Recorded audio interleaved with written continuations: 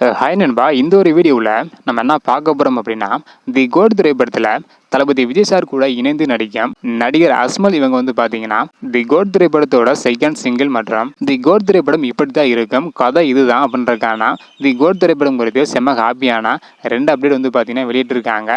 இதையெல்லாம் நம்ம வீடியோவில் போய் டீட்டெயில் வந்து பார்த்துடலாம். அதுக்கு முன்னாடி தி கோட் திரைப்படத்தோட ஃபர்ஸ்ட் சிங்கிள் உங்களுக்கு பிடிச்சிருக்கா இல்லை அப்படின்றத மறக்காமல் கமெண்ட் பண்ணுங்க.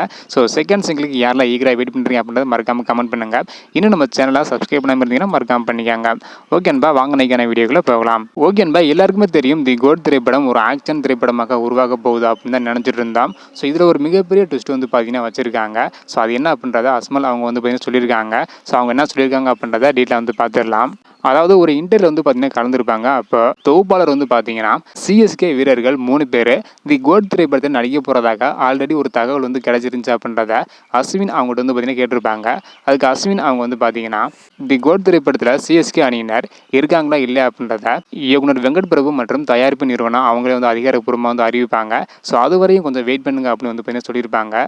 இந்த திரைப்படம் எப்படிப்பட்ட ஒரு திரைப்படம் அப்படின்னு சொல்லியிருக்காங்க. அதை பற்றி நம்ம பார்க்குறதுக்கு முன்னாடி சிஎஸ்கே 3 வீரர்கள் இந்த திரைப்படத்தில் நடிச்சிருக்கிறது கன்ஃபார்ம் வந்து தெரியுது. ஸோ இதற்கான அறிவிப்பு வந்து பார்த்தீங்கன்னா விரைவில் வந்து வந்துடும். அது மட்டும் இல்லாமல் விசில் போர்டு பாடலில் பார்க்கும்போது தெரியுது கண்டிப்பாக சிஎஸ்கே வீரர்கள் இந்த திரைப்படத்தில் இருக்காங்க அப்படின்றது கன்ஃபார்ம் ஆயிடுச்சு.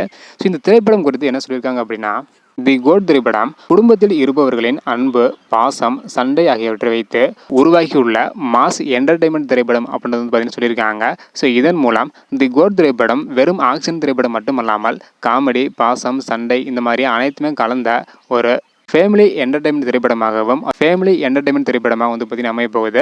ஆக்ஷனுக்கு கொஞ்சம் அதிகமாக முக்கியத்துவம் கொடுத்து எடுக்கப்பட்டுள்ள ஒரு திரைப்படமாக தான் தி கோட் திரைப்படம் உருவாகி இருக்கிறதா வந்து சொல்லியிருக்காங்க. அதாவது தி கோட் திரைப்படத்தில் தளபதி விஜய் சார் கூட முக்கியமான கதாபாத்திரத்தில் நடிக்கும் அஜ்மல் இவங்க வந்து பார்த்தீங்கன்னா அறிவிச்சிருக்காங்க.